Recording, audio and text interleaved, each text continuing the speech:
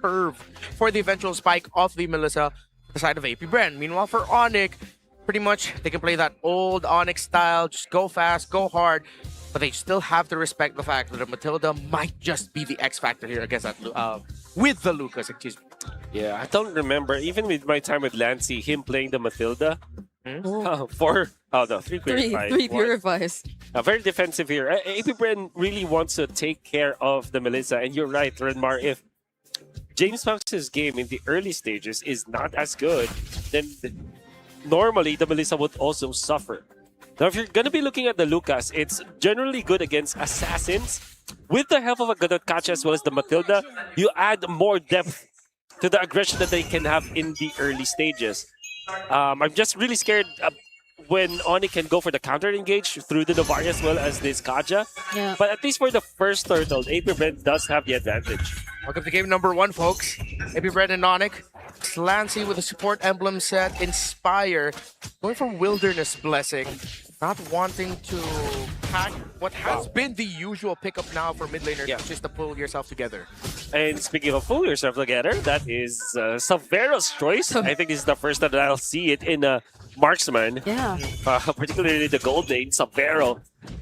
Yesterday the trend was Bargain Hunter, but now Savero's like, okay, pull yourself together. That's very interesting. I think he wants to really be aggressive and active in the early stages. Yeah, I can imagine just him wanting to secure the laning phase at least for Onic, and because I feel like eventually the team fights based on these two teams and their lineups would really favor AP Bren if it just gets so extended. Yeah.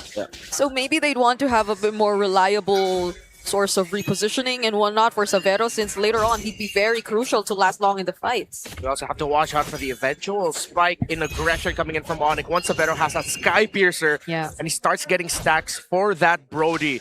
Not a lot of action just yet, a big team fighting action, but JM Pigman has done a great job of stopping Kirk in the lane, has a huge advantage over him, and is going to hit level 4 first. Unbreakable, not landing onto anyone. King Kong brings Escalera down very low though, and that's a few seconds before the first objective actually spawns. Who is actually staying in here? They want to make sure that the Belleric will get his level 4. And that's exactly what they're doing right now. Okay. Helping Kirk a little bit. And that should be enough for Kirk to get the Wrath of the Dryad. Super Prince has his own ultimate. And what this configuration means for Onic is that if they do secure this turtle, maybe get another kill, they will get Super Yoshi's ultimate. That's a circling eagle already. Might have been a little bit too early, but Kirk is already level 4, as we pointed out. Be a big setup here for Onic to get this turtle number 1. And they know that the circling eagle is not going to be available. Escalera isn't level 4 just yet. They're gonna go for King Kong. King Kong is already out of range, but does AP Bren still get enough time to secure this objective? 4 members of Onic still trying to go, but they're gonna focus on the fight! James Pax picks up first blood! Kirk uses the Revitalize, but is it enough to sustain the damage coming through for AP Bren? They're gonna transition. They no longer want to go for the commit, and they might have spent a bit too much time! Oh, overcooking AP Bren. But I do like the idea coming up from Jace Pax to jump onto Super Prince. Once he saw that Super Prince already used the second skill to shatter, and but that meant that Onic were able to turn it around because Kirk survived. And I like how Kirk is playing. He is surprisingly masterful with this Belleric. Whoa, okay, I did not expect a Gadotkacha Matilda to actually pull that off, but it seemed like Super Yoshi was already kind of low, but Super Prince! He gets to find a trade for Onic. So that confirms it. Getting hit by a meteor to the face actually hurts. Yup, almost point blank in there. Very hard for Escalera to get out of there, but all things considered, AP Bren taking out Super Yoshi first. James Max is level 7 at this point. It's already has his first kill. I think this is really decent for AP Bren. They should not panic. I think that they have a lot of ways. King Kong, overextension. KOG will not connect, but they still get to reach King Kong, and that's gonna be enough to pull out the damage. Wrath of Dryad from Kirk. He's just gonna try and run away, but he still forced the chase. They're not. Super Yoshi 2 within range, and that's gonna be it for AP Bren. They might get a chance at least reducing some HP of this turret, but they're not gonna go for the turret! It's still the kill that AP Bren wants! Gotta give it to AP Bren. They know exactly what they need to do, and they are pushing the pedal to the metal by playing full aggro. 3 kills for James Banks. You know, the butterfly effect of that aggression coming out from King Kong when he tried to go for that steal on the Crammer, was able to do so. But AP Bren have already gathered themselves, was like 4 members in there, taking out King Kong, then eventually poking Kirk, forcing the Wrath of the Dryad. That when now the fat wave of minions in the bottom lane that should have been for Kirk to farm, he wasn't able to get. When he tried to desperately get the farm and defend the turret, what happened was he got killed. He did not have the Wrath of the Dryad. All that stemmed to the fact that King Kong overstepped and tried to steal that Crammer. This is like the first time I'm seeing a Hirara being chased down so often. Yep. It's not common to see the Hirara not being able to escape. Yeah, usually she's the one doing the chasing down. Let's see who's going to be getting this turtle. AP Bren still looks good for them. They've gotten to take their condition for the early game. Now can they smoothen it out? Shizo's not going to be here yet. While Onic have now sent Severo here. It's 5 versus 4. Okay, Divine! Binding already used! Super Yoshi doesn't catch anyone! But our AP Bren in position. Lassie already using the Circling Eagle, but it's still King Kong who secures the objective! Escalera with the Revitalize, they're just trying to run away! There's no Divine Binding, but all members of Onic are trying to go for the chase! Escalera finally falls, doesn't even get to use the AOG! And that's 1 member down for AP Bren! Meanwhile, on the other side of the map, Shizo has pushed. It was Kirk with a great use of the Wrath of Dryad to stop James Banks. He got taunted by the Belleric. Yeah, all things considered, only losing Escalera, the turtle, but them gaining farm on the Melissa and the push up top, I think that's actually good for AP Bren. It's another re-engage from AP Bren, and with James Banks at the front, they get to reach Severo! One of the best targets that you could find! And they're still gonna go for it! They want more, but it's just JM Pinkman now! They're not gonna force the fight! Now it's absolutely a win for AP Bren. The turtle and a kill went in favor of Onic. But overall, the map is turning AP Bren because of that trade. They took out Severo. They pushed the top lane. Shizo is farming quietly 4.1 thousand gold at this point, catching up to what Severo was able to achieve. And James Banks already ramping up 4.6k, getting the War Axe very near his second item. This means that the third turtle, AP Bren, will have a very strong contention in that. Wow. This is just such an efficient trio mid-rotation from AP Bren. Yep. You don't even get to pay attention to Shizo anymore just because of their movements across the map. Onic can't keep up. Mid Mathilda works. It does deal a lot of damage, but you need to have a roamer with it that can clear waves fast. Tuss's Blast, and even without it, the Gatot Kacha has some damn good wave clear. James Banks is level 11 at this point, and they're already going to the jungle of Onic. Again, it's King Kong. Who do you want to go for? Unbreakable still charging. Chizo using to go away. Now King Kong can actually somewhat try to escape, but he's still trapped. He's in the middle of 3 members, now making it 4. 4 members of AP Bren with the Immobilize. Can it be enough? Not with the Circling Eagle present for Lancy. He doesn't get away, but if you need any proof that Hirara is busted, that's it right there. That's it right there. It takes 5, but they do take on the turtle. They will lose their bottom lane turret, but they will gain more ground when it comes to controlling the jungle. James Banks already working on the orange buff that should belong to King Kong. They will not be able to push mid, but at least they are applying the pressure in the side of the jungle of Onic. Heading into today, 9 out of 10 games, the team that got the first turtle won it. Onic got the first 2, AP Bren got the third, but it's AP Bren in the lead. And I feel like it's because it looks like they saw, whoa, JN! Oh no. He got the last hit! Oh, Mr. 50-50. Looks like he is on the better side of that 50-50 right now. Yeah. Actually, almost, on the same level as King Kong right now. And it will take a lot of work for the Hirara to come back from this game. 1,000 lead for AP Bren. They don't have the purple buff on King Kong when the time that the Lord will be up. So Onic needs to make a play happen maybe around 30 seconds before the Lord spawns so that they will at least regain their momentum. Yeah, okay. Making a play happen even before AP Bren decide to make a play of their own, because so far it's always been AP Bren deciding when to fight, and Onic has had to just respond every single time. So we're taking a quick pause before resuming the action. But so far, it's really looking good for AP Bren, and I must say, this is doubling down on the line that they mentioned. This is the new AP Bren. Yeah, and that goes alongside what I wanted to say earlier before JM's Pikmin rudely interrupted me with a great purple buff steal on King Kong. Is that it's like they looked at MSC and really held that to heart. Yeah. MSC teams excelled the way they did because they weren't afraid to make those 50-50 plays. Yeah. Those moments that you don't think for us Filipinos, oh, they're not going to go for it. They want to set up. No, screw that setup. Let's just go for it.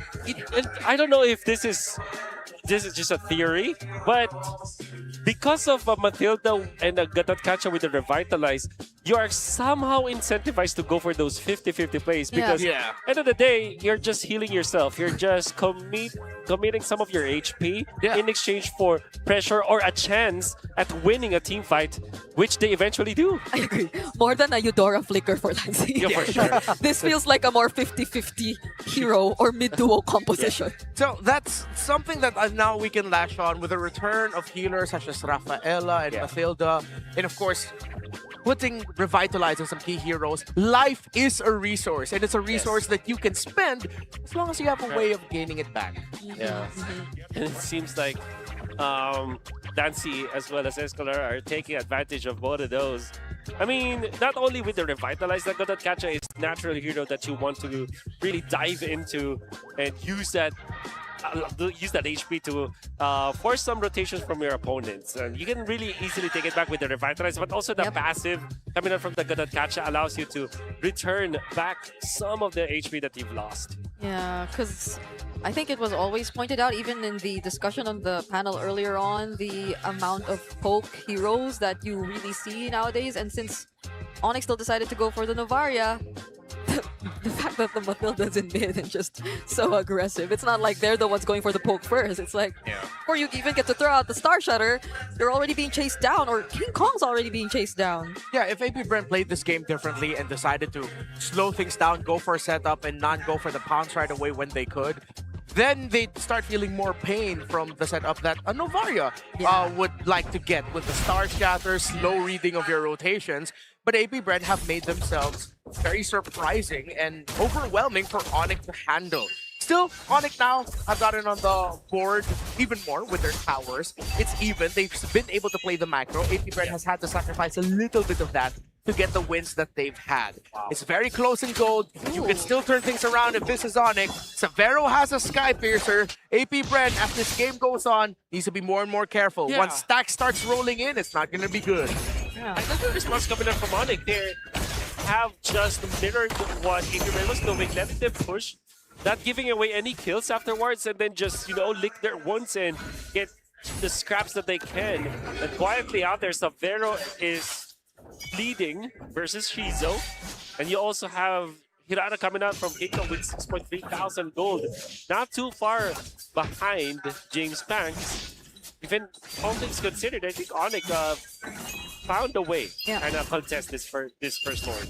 Yeah. So Lord number 1. Escalar and Kirk both have to revitalize. Here comes an entry. There you go. What? That's another attempt from Lancy, but they all get revealed by that Astral Echo. There goes the Star Shutter, but it's enough time. James Banks just goes for the objective, and they might still consider a bit of a skirmish, but they won't. They gotta keep it safe. They already have the Lord on their side. Oh, great Lord Dance. Lancy leading that charge literally with the Circling Eagle, calling out James Banks. And the thing with the Lucas is that if you pop your ultimate, you're immune to crowd control. So he easily got back to the turtle, the Lord, while Shizo was working on that Lord.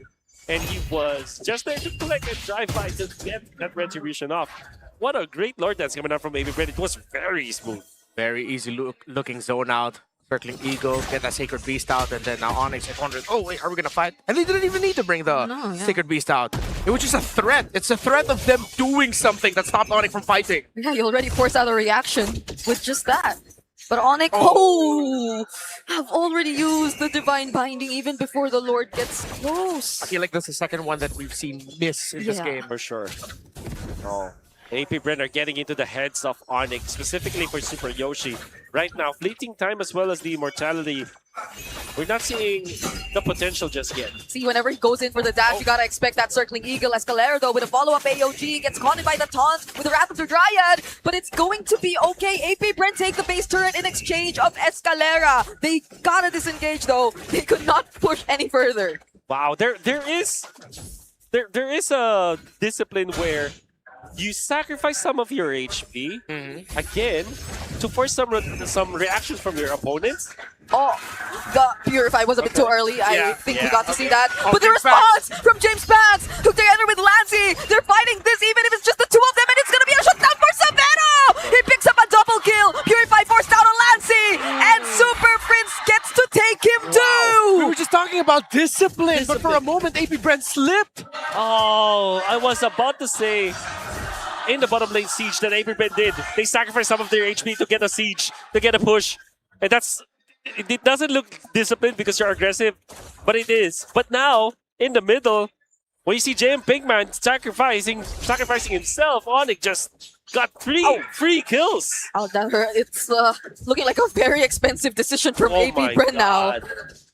They lost the base turret too, and in fact, they could have just kept the pressure going. He could sense that James Banks decided to go in for that just so that they could balance things out. They saw a good clear line towards the Brody, but it's a Brody that had the Belleric around it. Kirk didn't have the Wrath of Dryad, but that revitalized, kept him alive. And also the Wind of Nature that was available there for Severo. You're right.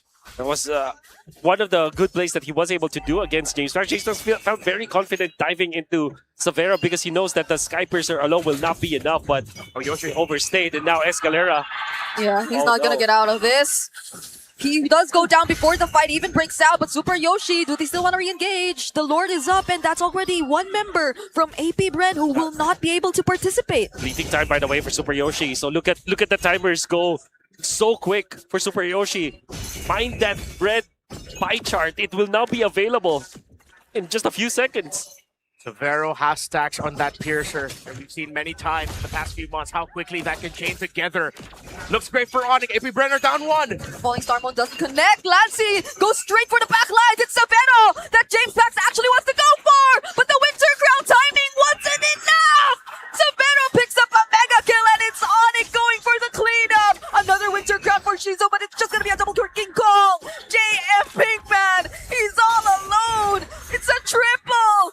King Kong and the rest of Onic have only left Escalera to defend. Perfect. Wind of Nature by Severo to keep himself alive. Escalera cannot get close. That's it for game one. Imagine being in control for the entirety of the game. AP Bren fumbled. They had a great siege down the bottom lane, and just a few seconds thereafter, they made a mistake. Diving Severo, not minding their own side of the map. They were